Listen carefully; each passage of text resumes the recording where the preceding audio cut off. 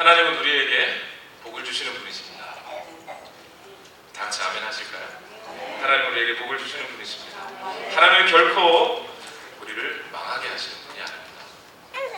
우리를 살리시기 위해서 독생자이신 예수 그리스도를 우리에게 내어주신 하나님은 결코 우리를 망하게 하실 분이 아니라 좋은 것으로 우리에게 주실 분임을 믿습니다.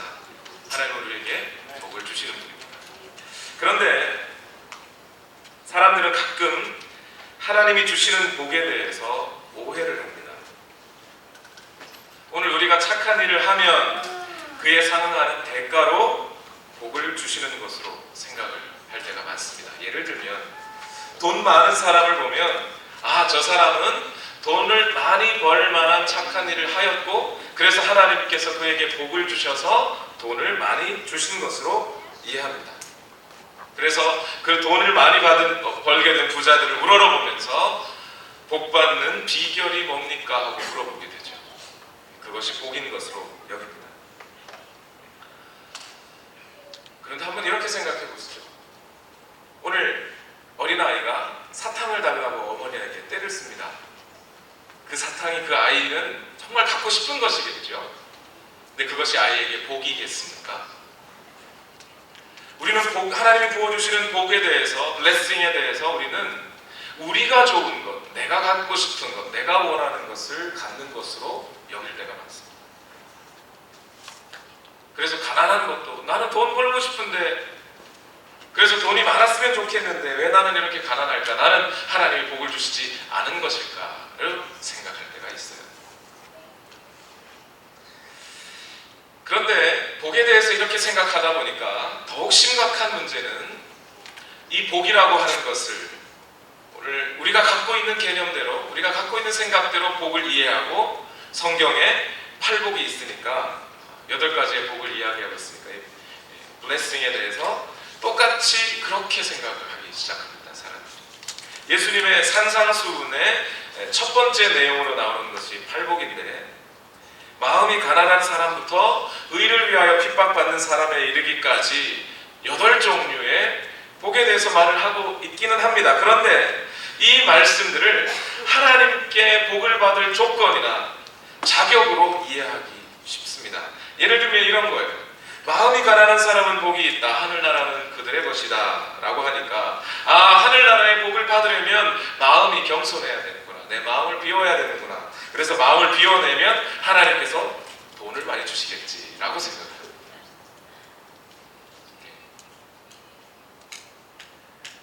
잘못된 해석이고 잘못된 생각입니다. 오늘 8복에 대해서 말씀을 드릴 것인데 시작부터 기분이 좀 상할 수 있어요. 왜냐하면 어쩌면 지금 오늘 8복 그래서 복 받는 것을 생각하고 말씀을 들으셨다가는 맨 마지막에 박해받는 이야기로 끝나게 됩니다. 그럼 그게 복인가? 이렇게 돼요. 우리가 복이라고 하는 것에 대한 생각, 그 관념부터 일단 내려놓고 들어주시기를 부탁드립니다. 왜 그렇게 복을 받는 조건으로 돈을 많이 벌 수 있는 조건으로 이 8복을 이해하면 안 되는지 예를 들면 이유는 이런 거예요. 하늘나라가 주어지는 복을 받으려면 마음이 겸손해야 한다는 조건을 갖추어야 한다. 이렇게 생각한다고 칩시다. 내가 마음이 겸손하고 그래서 선을 행하면 그 자격에 따라 하나님께서 하늘나라의 복을 내게 주실 것이다 라고 생각한다고 하십시다. 그렇게 되면 어떤 사람들은 하늘나라의 복을 받기 위해 어떤 사람은 태어날 때부터 겸손한 사람이 있다는 얘기잖아요. 또 어떤 경우 태어날 때부터 겸손하지 않더라도 내가 열심히 겸손하고 노력하면 하늘나라라는 복을 받을 수 있다는 말이 되지요. 그리고 그렇게 되면 결국 누구는 소용이 없어요? 예수님은 있을 필요가 없어지죠. 예수님이라고 하는 분은 우리에게 죄를 용서하실 필요도 우리를 겸손하게 낮추실 필요도 없어요. 그냥 우리는 원래부터 겸손하거나 아니면 열심히 노력해서 겸손해지면 하늘나라를 선물로 받을 수 있게 된다는 얘기가 돼요. 예수님은 필요 없어지죠. 그러니까 이와 같은 예수님이 없어도 마음만 겸손하면 하늘나라가 주어질 수 있다고 생각하는 것, 이런 생각을 성경은 철저하게 배격합니다. 그것이 참된 복도 아니고 그렇게 해서 복을 받는 것도 아니라는 얘기예요. 사람은 예수님 없이 스스로의 노력으로 태어나면서부터 하나님 나라에 들어갈 수 있을 만큼 그렇게 겸손하지가 않습니다. 사도 바울은 로마서 3장 10절에서 12절 말씀에 분명히 이렇게 말하고 계세요. 구약 성경을 인용해가면서 이렇게 말합니다. 성경에 이렇게 기록되어 있습니다. 의인은 없다. 한 사람도 없다. 깨닫는 사람도 없고 하나님을 찾는 사람도 없다. 모두가 곁길로 빠져서 쓸모가 없게 되었다. 선한 일을 하는 사람은 없다. 한 사람도 없다. 로마서 3장의 말씀입니다. 사람들 중에는 우리의 착함이나 우리의 본능이나 이런 것을 통해서 어느 누구도 하나님 나라를 기대하고 갈망하는 사람 자체가 없다라는 거예요. 하나님의 통치와 하나님의 은혜와 하나님께서 오늘 우리를 다스리고 계신 하나님이 우리와 함께 해주고 계시는 것을 원하는 사람이 없더라는 거예요. 사람들 중에. 좀 이상하죠? 설교를 시작할 때 분명히 하나님은 복을 주시기 원하시는 분이라고, 우리에게 좋은 것을 주시기 원하시는 분이라고 말씀을 드렸습니다. 그런데 성경은 분명히 이렇게 말해요. 하나님은 그것을 주기를 원하지만 사람들은 원래 처음부터 그것을 원하지 않더라는 거예요. 이스라엘 백성들을 홍해에서 이집트 땅에서 불러내어서 홍해를 건너 시내 광야를 지나 가나안이라고 하는 하나님의 통치를 받을 수 있는 그 땅으로 하나님께서 그들을 인도하여 내셨어. 그래서 그들을 젖과 꿀이 흐른 땅으로 인도하시는 과정에서 그 모든 불기둥으로 기둥으로도 인도하시고 만나를 먹이시고 메추라기를 먹이시고 그 모든 과정을 인도하시고 하나님께서 그들을 통치하고 싶으셨지만 이스라엘 백성들은 그 하나님의 통치를 거부했습니다. 바로 그런 속성들이 우리 모든 사람들에게 자리 잡고 있더라고요. 그래서 근본적으로 사람이란 하나님께 복을 빌 만한 그런 존재가 되지 않는다는 거예요. 오늘 우리는 마태복음 5장에서 7장에 걸친 예수님의 공생의 첫 설교라고 할 수 있는 산상수훈을 강해 가려고 합니다. 산상수훈은 기독교의 가르침의 핵심이고 정수예요. 이 산상수훈을 제대로 이해하고 적용하면서 살기 위해서 오늘 우리는 산상수훈 마태복음 5장, 6장, 7장 전체 중에서 제일 먼저 나오고 있는 이 팔복의 내용을 제대로 이해해내야 됩니다. 이것을 이해하지 못하면 그 뒤에 따라 나오는 산상수훈의 전체의 내용을 이해할 수 없게 돼요. 마치 첫 번째 단추를 잘못 잠그면 나머지 단추들도 잘못 잠그게 되듯이 오늘 팔복의 내용을 우리가 제대로 이해해내지 못하면 그 뒤에 나오는 수많은 예수님의 그 진리의 말씀들을 우리는 제대로 이해할 수 없게 돼요. 그래서 조금은 약간은 오늘 지겨우시더라도 이 팔복의 말씀을 들어주시기를 부탁드립니다. 먼저 오늘 우리가 보고 있는 이 팔복의 말씀을 제대로 이해하기 위해서는 본문을 잘 살펴야 돼요. 마음이 가난한 사람들은 복이 있다. 천국이 저의 것이다. 라고 시작하고 있는 이 팔복의 말씀이 누구에게 주어진 것일까요? 이 말씀을 예수님은 누구에게 하고 있는 것일까요? 다 같이 마태복음 4장 23절에서 25절 말씀을 한번 보겠습니다. 제가 읽어보죠. 예수께서 온 갈릴리를 두루 다니시면서 그들의 회당에서 가르치시며 하늘나라의 복음을 선포하며 백성 가운데서 모든 질병과 아픔을 고쳐주셨다. 예수의 소문이 온 시리아에 퍼졌다.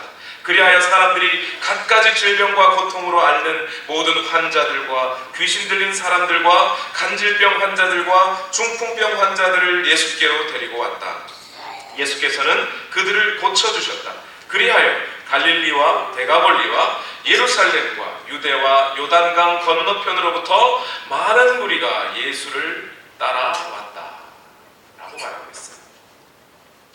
비록 마태복음에 기록된 첫 번째 설교가 산상설교인 것은 사실입니다. 그런데 마태복음 4장을 쭉 읽어보니까 이미 그 설교를 하시기 전에 예수님은 하늘나라를 계속해서 가르치고 계셨고 선포하고 계셨고 사람들이 그 앞에 나오기 시작했어요.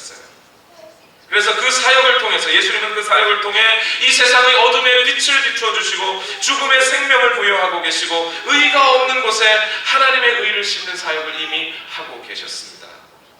그리고 오늘 본문 마태복음 5장 1절을 다 같이 한번 읽어보시죠. 시작. 예수께서 무리를 보시고 산에 올라가 앉으시니 제자들이 그에게 나아왔다. 그렇게 예수님을 따르던 그 많은 사람들, 그리고 하늘나라의 복음을 듣기 위해 몰려든 사람들, 그리고 그 중에 예수님의 치료의 사역을 받기 위해 모여든 사람들이 있고, 그들과 함께 산에 올라가 앉으셨고, 그리고 그 중에서도 예수님의 제자들이 예수님 앞에 나와 앉아 있는 겁니다. 그 상황에서 예수님은 이제 하늘나라의 가르침, 천국의 가르침을 선포하고 계신 거예요. 그러니까 지금 하나님 나라의 문으로 이제 막 들어와 있는 사람들이거나, 또는 그 하나님 나라의 문 앞에 서서 어떻게 하면 우리에게 임하는 그 하나님의 나라에 들어갈 수 있는지를 기대하고 있는 사람, 바라보고 있는 사람들, 그 사람들을 놓고 예수님은 지금 팔복의 말씀을 하고 계신 거예요. 이 팔복은 단순히 우리 돈 버는 얘기가 아니에요. 승진하는 얘기도 아니고 공부 잘하는 얘기도 아니에요. 오늘 하나님의 나라가 오늘 우리에게 임하기 위하여. 아니, 여러분, 다시 한번 말씀드립니다. 지난주에도 말씀드렸다시피 이 하나님의 나라는 우리가 죽어서 저 멀리 있는 저 죽어서 갈 천국이기도 합니다. 저는 그 있음을 믿습니다. 그런데 예수님은 분명히 얘기하셨어요. 그 하나님의 나라는 오늘 여러분 가운데 와 있다고. 회개하기만 하면 이제 그 하나님의 나라를 유업으로 받을 수 있다고 얘기합니다. 돈만 많은 게 문제가 아니에요. 그 영원한 하나님의 나라. 엄마한테 사탕 달라고 하는 사탕 정도가 아니에요. 아버지가 갖고 있는, 아버지와 어머니가 갖고 있는 그 모든 권세와 권리와 그 모든 그 하나님 아버지의 일들을 다 아들이 물려받듯이 오늘 하나님의 나라, 그 천국의 주인이신 예수 그리스도께서 영원한 하나님의 나라를 이 땅에 끌고 오시고, 그리고 그 영원한 하나님의 나라를 사람들에게 부어주시기 위해서 눈앞에 있는 그 하나님의 나라의 문에 들어와 있는 사람들, 또는 그 하나님의 나라에 들어가기 위해 갈망하고 앉아있는 그 사람들에게 예수님은 하나님의 나라가 어떻게 너희에게 임할 것인지, 너희가 어떻게 하나님 나라의 백성이 될 수 있는지에 대해서 말씀하고 계신 거예요. 그게 팔복의 내용. 어떤 면에서 다르게 표현하면, 좀 우리가 익숙한 신학적인 말로 표현하면, 이 팔복의 내용은 우리의 구원의 과정들을 말하는 거예요. 우리가 어떤 과정을 거쳐서 우리는 이 하나님의 나라를 받을 수 있습니까? 거기에 대한 대답이에요. 제가 양해를 드립니다. 과정이라고 표현했어요. 가장 적절한 단어가 과정이라는 단어밖에 없어서 그렇지만, 이 과정이라는 단어가 전체 다를 설명해 주는 건 아닙니다. 마태복음 4장 17절의 말씀에 회개하라 천국이 가까이 왔다라고 선포하신 바로 그 다음에 하신 이 팔복의 말씀, 한 영혼이 하나님의 나라의 백성이 되어가는 그 여정을 말씀해 주시는 것이에요.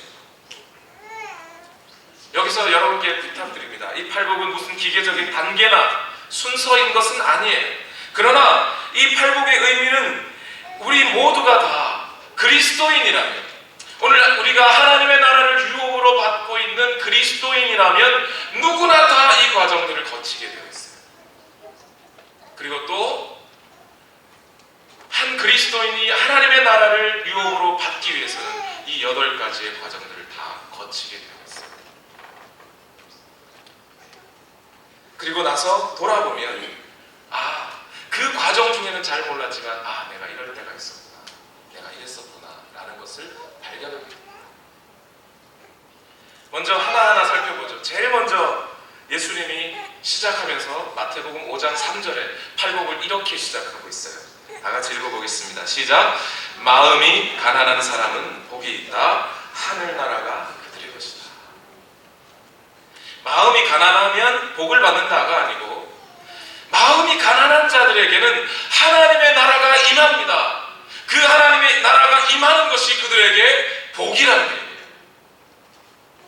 여러분, 처음 여러분들이 예수님을 만났을 때 여러분 어떤 마음이 드셨습니까?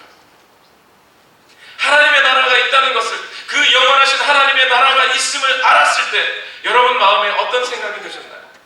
처음부터 하나님의 나라는 내게 다 주어졌어. 나는 모든 평안을 누리고 있어. 감사합니다. 축복을 주셔서 감사합니다. 기뻐 춤추게 되셨습니까?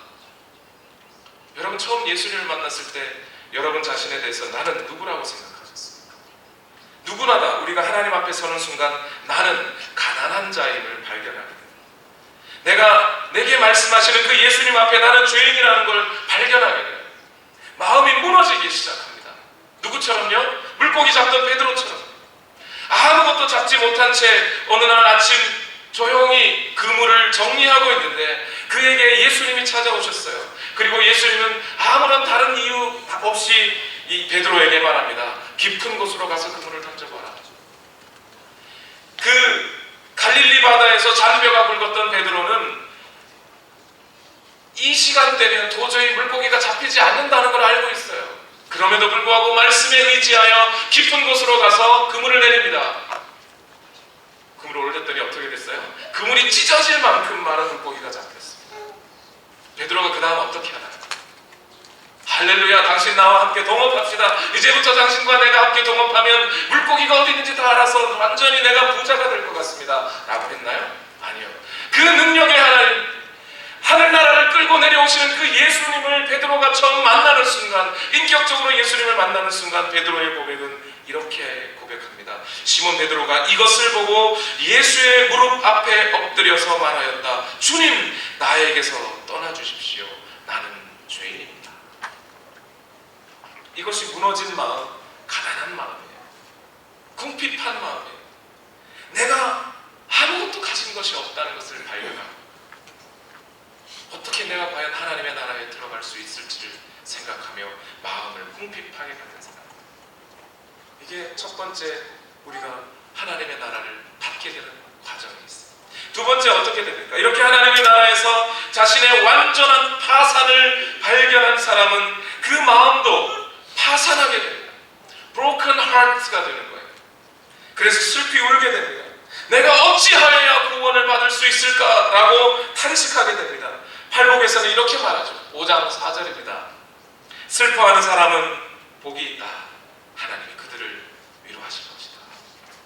성령이 충만해져서 사도행전적인 역사 속에 어떤 일이 있습니까? 성령이 충만하여서 성령이 말하게 하심을 따라 거리로 뛰쳐나간 베드로는 예수님을 증언하기 시작합니다. 예수님은 하나님께서 놀라운 기적과 놀라운 표징들로 자신이 메시아임을 증명해 보이신 분이신데 유대인들 당신들이 십자가에 못 박아 예수를 죽였습니다라고 베드로가 직언을 하게 되죠. 그 말씀을 들은 사람들은 놀라기도 하고 또 어떤 사람들은 이렇게 고백합니다. 사도행전 2장 37절에 사람들이 이 베드로의 말을 듣고 마음이 찔려서 형제들이여 우리가 어떻게 하면 좋겠습니까? 예수님을 만나고 하나님의 나라가 있다는 것을 발견하고 난 다음 사람들의 마음속에는 애통하는 마음이 생깁니다. 내가 가난하니까 내 심령은 보잘것없으니까 궁핍해 있으니까 나는 과연 저 하나님의 나라를 유업으로 받을 만한 어떤 자격도 없다는 것을 내게 발견하고 나니까 마음이 깨어지는 거예요. 슬픈 거예요. 슬피 울게 되는 거예요. 그리고 이렇게 자신의 죄인됨을 애통하는 사람은 겸손해집니다. 그래서 더 이상 내게 하나님 앞에 내 것을 주장할 수 있는 것은 전혀 없다는 것을 인정하게 됩니다. 예수님이 아니라 내가 죽어야 할 사람이었다는 것을 인정하게 돼요. 나의 힘으로는 도저히 하나님의 나라에 들어갈 수 없다는 것을 인정합니다. 그 사람이 바로 온유한 사람이에요. 마태복음 5장 5절은 이렇게 말합니다. 온유한 사람은 복이 있다. 그들이 땅을 차지할 것이다. 성경에는 역시 이 온유한 사람이 어떤 사람인지 보여주고 있어요. 누가복음 18장에 보면 예수님은 기도에 관한 말씀들을 많이 하십니다. 그 중에 한 비유가 있어요. 두 사람이 기도하러 성전에 올라갔습니다. 한 사람은 바리새인이고 다른 한 명은 세리입니다. 바리새인은 당당하게 서서 하나님 앞에 기도합니다. 하나님 감사합니다. 나는 남의 것을 빼앗는 자나 불의한 자나 간음하는 자와 같지 않습니다. 나는 저 세리와도 같지 않습니다. 나는 금식하였습니다. 나는 정한 실조를 바쳐 드렸습니다 하며 나의 가진 의의를 하나님 앞에 내어놓습니다. 그런데 반대로 세리는 감히 하나님 앞에 얼굴을 들지도 하고 저 멀찍이 서서 가슴을 치면서 이렇게 말합니다. 하나님, 이 죄인에게 자비를 베풀어 주십시오. 이 죄인에게 자비를 베풀어 주십시오. 바로 이 사람이 온유한 사람, 자기의 죄인됨을 발견하고 하나님께 죄인됨을 고백하고 나의 의로움을 내세우기보다 불의함을 인정하는 사람. 그래서 누가복음 18장 14절에 이렇게 말합니다. 예수님은 내가 너희에게 말한다. 의롭다는 인정을 받고서 자기 집으로 내려간 사람은 저 바리새파 사람이 아니라 이 세리이다. 누구든지 자기를 높이는 사람은 낮아지고 자기를 낮추는 사람은 높아질 것이다. 이건 단순히 이 세상의 윤리와 관한 얘기가 아니에요. 사람이 어디 가서 저 낮은 곳에서 저 말석에 앉아야 높여집니다. 이건 윤리적인 차원의 얘기가 아니에요. 하나님 앞에 나의 죄인됨을 인정하는 것을 말합니다. 하나님, 나는 불의합니다. 하나님의 의로 채워주십시오 라고 인정하는 거예요. 그러면 하나님은 어떻게 하죠? 하나님은 그 의를 채워주십니다. 그 사람의 마음을 채워주십니다. 하나님의 의를 성취하신 예수 그리스도와 예수 그리스도의 십자가를 공로를 간절히 바라는 사람, 이제 예수 그리스도가 없으면 도저히 살 수 없는 사람, 그는 예수 그리스도의 의로움으로 나를 채워달라고, 나는 나쁜 놈이라고, 나는 불의한 사람이라고, 나는 죄인이라고 인정하고 예수 그리스도의 십자가의 공로를 갈망하며 바라게 됩니다. 마태복음 5장 6절의 팔복에는 이렇게 서술하고 있습니다. 의에 줄이고 목마른 사람은 복이 있나니 그들이 배부를 것이다. 하나님은 우리에게 그 의로움을 채워주시는 분이십니다.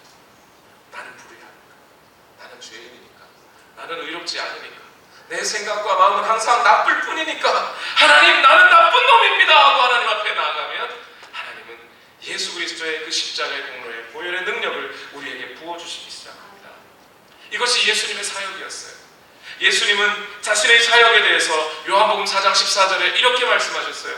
그러나 내가 주는 물을 마시는 사람은 영원히 목마르지 아니할 것이다. 내가 주는 물은 그 사람 속에서 영생에 이르게 하는 샘물이 될 것이다. 또 사람들이 예수님께 모세가 광야에서 만나를 내리게 한 것처럼 우리에게도 빵 좀 주십시오라고 하니까 예수님이 이렇게 말씀하셨어요. 요한복음 6장 35절에 예수께서 그들에게 말씀하셨다. 내가 생명의 빵이다. 내게로 오는 사람은 결코 줄이지 않을 것이요 나를 믿는 사람은 다시는 목마르지 않을 것이다. 하나님이 부어주시는 의와 소망은 영원하고 충만한 것입니다. 하나님의 의로우심 앞에 자신의 불의함을 인정하고 그 하나님의 의를 갈망하는 사람은 예수님이라는 생명의 물과 생명의 빵으로 채워집니다. 하나님의 의는 선물입니다. 하나님의 나라는 선물로 주어지는 거예요. 선물을 주는 자가 이 모든 선물을 주시고자 원하시는 거예요. 이것이 하나님이 우리에게 주시려고 하는 영원한 복입니다. 이제 하나님의 의를 선물로 받은 사람, 자신이 용서받은 것처럼 그 다음 어떻게 하게 되죠? 다른 사람을 용서하게 됩니다. 죄인 중에 괴수라는 사실을, 내가 정말 죄인 중에 괴수였는데, 내가 죄인이었는데 하나님의 의를 선물로 받고 나니, 이제 내가 거룩하여지고 나니, 그러고 보니 이제 다른 모든 사람들에게도 내가 함께 용서해 주어야겠다는 것을 알게 됩니다. 그래서 바울은 예수님을 만나고 새 생명을 얻은 후 이방인들을 향한 사도가 됩니다. 하나님께서 자신에게 하나님의 나라를 주셨다는 것을 믿게 된 바울은 하나님, 나의 나 된 것은 오로지 주의 은혜라고 고백하고, 그리고 그 빚진 자의 마음으로 이방인들을 향하여 복음을 전합니다. 마태복음 5장 7절은 이러한 변화를 이렇게 말해주는 겁니다. 자비한 사람은 복이 있다. 하나님이 그들을 자비롭게 대하실 것이다. 이와 똑같은 기도가 마태복음 6장에도 기록되어 있지요. 우리가 우리의 죄를 사하여 준 것 같이 주여 우리의 죄를 사하여 주옵소서. 이것이 참된 기도가 아닐까요? 참된 전도인의 기도가 아닐까요? 스데반이 이렇게 기도하지 않았습니까? 주여, 나를 향하여 돌을 던지고 있는 저들의 죄를 저들에게 돌리지 말아 주십시오. 참되게 하나님의 나라를 선물로 받고 하나님의 의롭다 하심을 인정함을 받은 사람은, 참된 구원을 경험한 사람은 이런 고백을 하게 됩니다. 그리고 이렇게 넘치는 하나님의 의를 선물로 받고 하나님이 거룩하신 것처럼 나 자신도 거룩하기를 힘쓰는 사람들이 되게 됩니다. 하나님께서 우리를 하나님의 자녀로 삼으신 목적은 우리를 거룩하게 하기 위함입니다.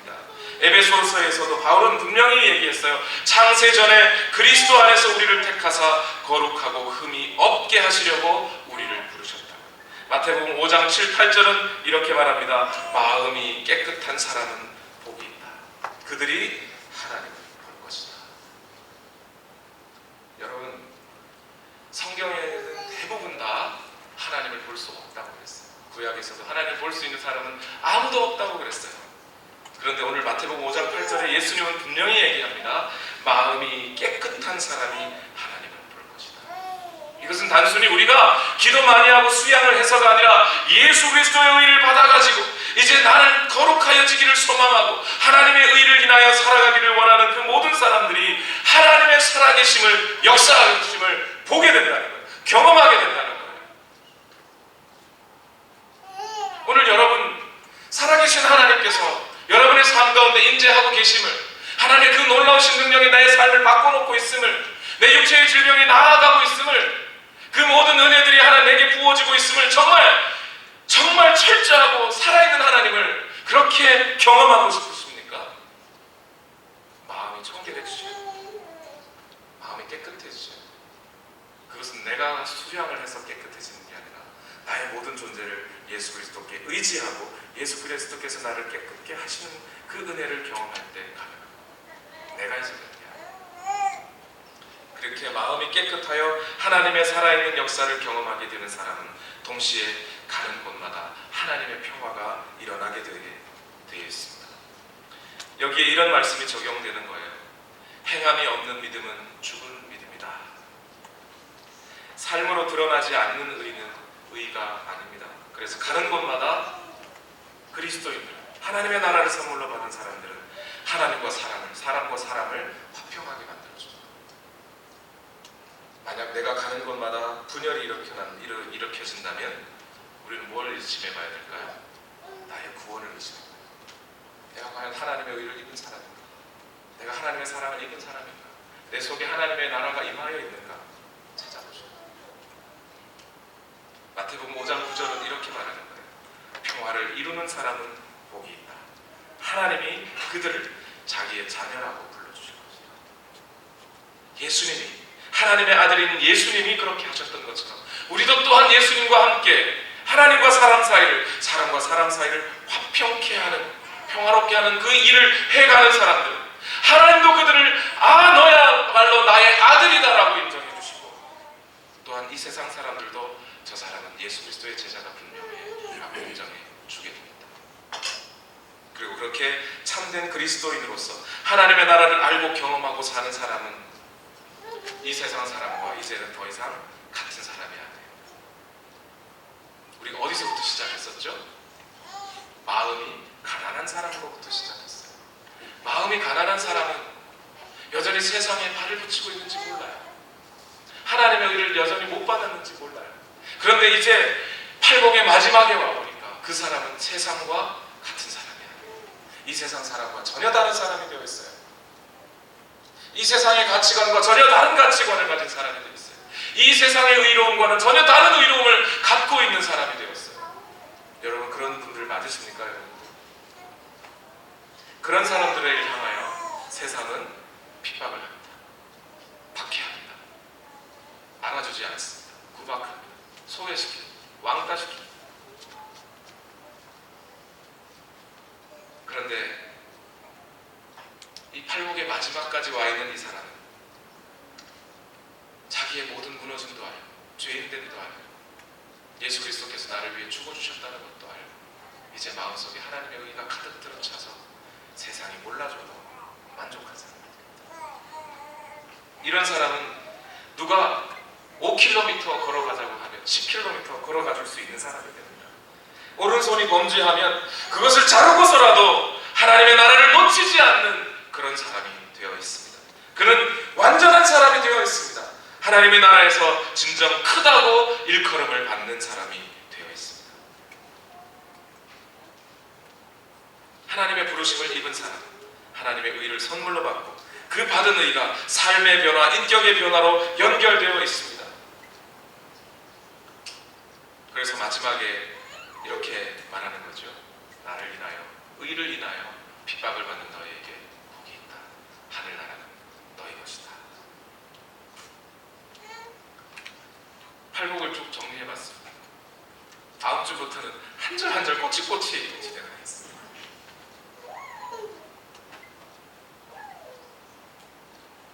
이 팔복의 말씀은 그래서 하나님께서 나를 부르셨다는 확신과 관계에 있습니다. 내가 정말 구원받은 사람인지 어떻게 알겠습니까? 내가 하나님의 부르심을 받은 사람이 어떻게 알고 있습니까? 내가 정말 믿음 있는 사람이라는 거. 남들이 생각해 줄 때 저 사람은 믿음 있는 사람이야. 그런 거 말고요. 저 사람은 교회 열심히 다니니까 구원받았을 거야. 그런 거 말고요. 정말 여러분 자신이 그 영원하신 하나님이 나라, 그 영원하신 하나님의 의를 받은 분들이라는 걸 여러분 어떻게 알 수 있겠습니까? 여러분 나 자신이 그런 사람이라는 걸 어떻게 알 수 있을까요? 그것을 알기 위해서는 팔복을 들여다보시면 될 겁니다. 내가 마음이 가난했었나? 내게 애통하는 마음이 있었나? 내가 하나님의 의가 없어서 하나님의 의를 달라고 사모하는 마음이 있었나? 내가 하나님의 그 풍성한 의로우심을 받고 다른 사람들을 긍휼히 여길 수 있었나? 내 마음이 깨끗하여 하나님의 살아계심을 오늘 경험하고 살아가고 있는가? 내가 가는 곳마다 분열을 일으키고 있는가? 아니면 하나님과 사람과 또는 사람과 사람을 화평하게 만들어 놓고 있는가? 나는 지금 믿음으로 인해 박해를 받고 있는가? 열매를 보고 나무를 알 수 있다고 했는데 오늘 내 삶 속에 거룩함의 열매는, 경건의 열매는 맺혀지고 있는가를 살펴보십시오. 오늘 이 질문들에, 적어도 8가지의 이 질문들에 예스라고 대답할 수 있다면 나는 오늘 받은 구원을 결코 의심할 필요가 없습니다. 하나님의 나라가 오늘 내게 임하여 있다는 이 사실을 결코 의심할 필요는 없습니다.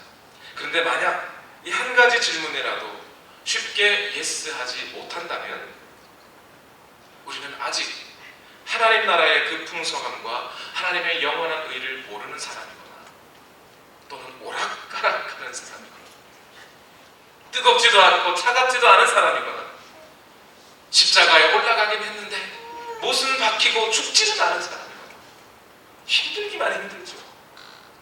못은 박히고 죽지는 않아요. 차라리 죽으면 더 힘든데 정신병원에 갇혀있는데 정신이 오락가락하는 사람이거나 그럴 수 있어요. 말씀을 마무리하겠습니다. 지금 기독교는, 오늘 현대 기독교는, 교회는 큰 위기에 처해져 있습니다. 대표적으로 기독교 인구가 줄고 있다는 것. 미국과 같은 나라도 약 3, 4년 전까지만 해도 절반은 크리스찬이라고 자기가 크리스찬이라고 고백했습니다. 지금은 약 45% 내지는 40% 정도로 줄어들고 있습니다. 한국은 더 심각합니다.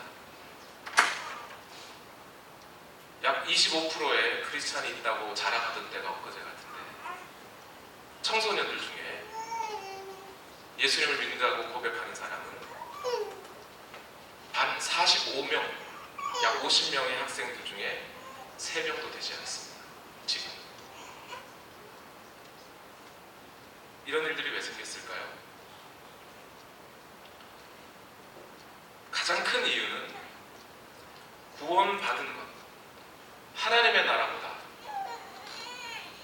물질적인 복이나 이 땅에서 승진하는 것이나 이런 것을 더 소중하게 여겼기 때문입니다. 그것을 하나님이 주시는 복으로 알고 그런 것들만 추구했기 때문입니다.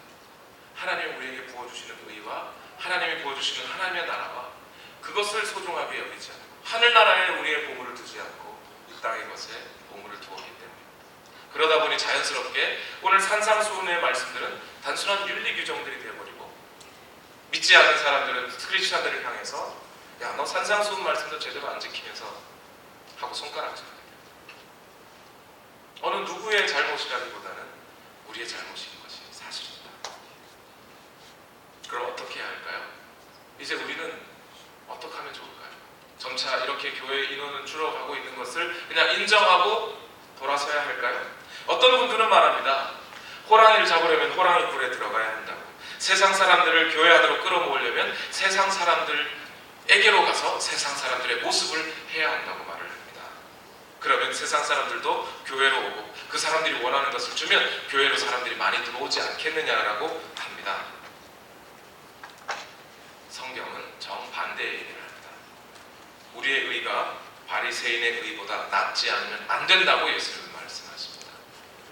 세상 사람들과 전혀 다른 의를, 세상 사람들은 도저히 알 수 없는 이 천국의 삶을 오늘 우리가 살아내면서 또한 다른 사람들에게 이 천국의 삶을 보여주어야 합니다. 그래야 믿지 않는 사람들이 저 사람들은 과연 예수님의 제자구나, 저 사람들은 과연 하나님의 나라를 살고 있구나, 나보다 더 훌륭한 의를, 이 세상이 알지 못하는 의를 저 그리스도인들은 갖고 있구나 하는 것을 알게 되고, 그리고 그들이 교회 안으로 들어와 하나님의 나라를 유혹으로 받는 사람이 되게 되어 있습니다.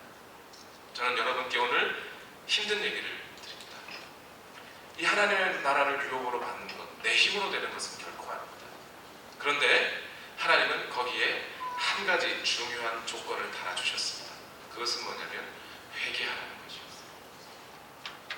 오늘 하나님의 나라와 하나님의 의가 오늘 우리에게 부어지기 위해서는 오늘 우리는 우리의 자신의 죄를 발견하고 오늘 나 자신의 의가 없음을 철저하게 발견하고 하나님 앞에 무릎 꿇고 기도함으로 주여 내 생각과 내 마음과 내 의지를 변화시켜 주셔서 주님께로 향하게 해 주십시오.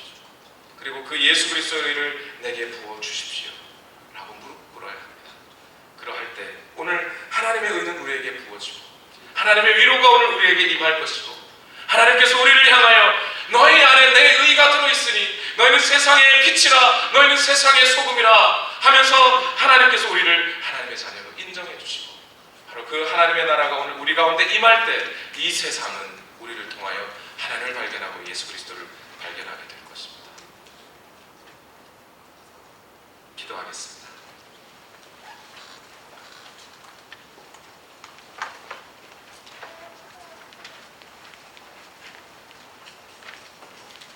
우리 시간 다 같이 함께 합심해서 기도합시다.